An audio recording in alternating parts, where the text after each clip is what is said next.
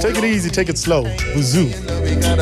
Featuring Joe Dickey. 18 minutes past 9. It's KFM. This is Breakfast with Katlego. Thank you for waking up with us. And somebody we should thank for waking up with us is Berita. Shem, woke you up and you drove all the way from the south to be here at this. Yes. I do apologize. No. Like I said, I'm not really meaning it. I'm doing it for niceness. For somebody who doesn't know Berita, Yeah. we're gonna start all the way back. Okay. You grew up with your grandma, right? Yes. Kuphi? Zimbabwe, go Bulawayo. Okay. Yes. But you're closer. I'm Ndebele, actually. I get confused all the time. Everybody gets confused. I'm Ndebele and Okay. ngiyakhuluma kahle kahle. But I moved to the Eastern Cape and I just fell in love with the language. I fell in love with the people, the culture. One thing that I love about Xhosas, there's this thing, the Xhosa Nostra.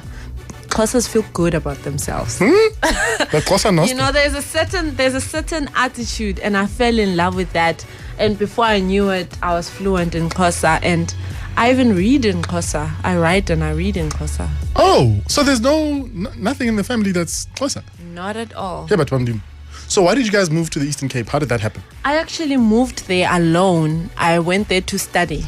Oh, yes. Yes. Because you yes. went to Walter Sisulu, ne? Yes, I went to Walter Sisulu University. Okay. Yeah. And how was that experience, just being so far away from home It was amazing. in a whole other country? I mean, my whole point of coming to South Africa was I knew that I was going to be a musician. But I knew that if I'm under my parents' watch, they probably I won't be able to go to night gigs and all these things. Parents being parents, because yeah. they're very strict.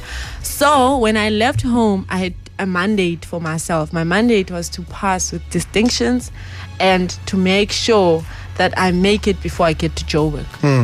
Those were the two things, and I did those two. And once you had done that, you're like, okay, no. I'm like, okay, I've won my parents' confidence. Now, let me get in deep. Because also you're the firstborn. Yes. And for somebody who doesn't know, Yeah. let me ask that question that a man should never ask a lady, but I'll ask it nonetheless. How old are you? I'm 24. My God, you're like a baby. You are a baby. And I mean, I was watching you perform. You command the stage with such presence. Where does all that Thank confidence you. come from? Was it just something that's always been in the family? It's just a feeling that you get when you get on stage, especially when you're well prepared. You know what you're going to say, you know which songs are going to get people, and you know what your exact message is. So I think that at that point, it just resonates with yourself and with your audience. Yeah. Yeah. Do you ever feel pressure to, I suppose, because you are so young Yeah. and you're making music that, when people put it in a genre, they'll say it's Afro Soul, Yeah. Yeah. that you've got this pressure to make the younger type of music? I mean, how is it that you're making this kind of music with Yes. the level of depth you're making? Actually, your question is so on point, because for the longest time, people, when they first meet me, they're like, "Hi, ngeke. Your music is older than you." Like, Yeah, that's why I'm like, how? I feel like I'm being lied to. Yeah. but I think that when I started music, one of the reasons was I wanted to make music, like African music, for the world. Yeah. Because when I was a teenager, I spent 3 years overseas. My parents are dairy farmers in New Zealand. Okay. So I had the opportunity to go live with them there before I came back to Africa and settled here in South Africa. And what I noticed was that, like, my self-esteem when I was there, it shot down, like down to the ground. And what was the reason? It was because I didn't feel good in my African skin, in myself. So what happened is that when I first wanted to make music, literally the first year I didn't sing. I spoke to myself about it, and I was like, I want to make music that can inspire young African girls. For me, it was just like African girls. And when I started, especially with the first album, like, especially I think the Eastern Cape knows more of my music, particularly the first album. A lot of the songs speak to young girls. There's a song called Nocha Jambo, which is just saying, girl, you're beautiful, you're a flower, take good care of yourself. Yeah. And you know what? You see it in your performances. The level of sincerity that comes through when you're performing these songs. You can see, this person, it's more than just the music. Definitely. You don't nominate. I got we had that Joy Walker thing, so I'm just saying to you don't go like to Chief, talk to your people there. We need another Joy Walker in this equation. Another Joy Walker in the building. Your first album, Yeah.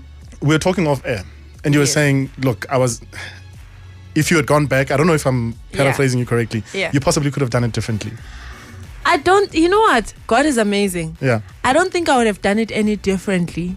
If I had been more aware, I probably wouldn't have had the kind of achievement I had with it, because everything happened by mistake. I literally just came to Joburg for the first time to meet my uncle's family that lives here. And, he knew someone that worked at radio, took me to a radio station. I played a song. The next thing, people are calling, where's your album? He ended up taking me to a record label, and they were like, come Thursday, we're signing you. Yeah, man. And then I was like, I was conflicted. Then I got into studio, and I just, some of the songs were even half written. It's like when I listen, I'm like, God, this is really you, because I don't understand how this project came so well, and this is a project that went gold. Sometimes when it's your time, it's your time. Eh? Yeah. Whether you're ready or not, God will make you ready. Huh? Yeah. He just pulls you into greatness. In the deep end. And you swam. And I did. And with us, our industry is so tough. Like, hardly ever record labels will tell you debut albums of an artist don't even sell more than 5,000 copies. Yeah, but then there's levels in life. Angithi, when things are not the same for everybody. Yeah. So I guess it's God.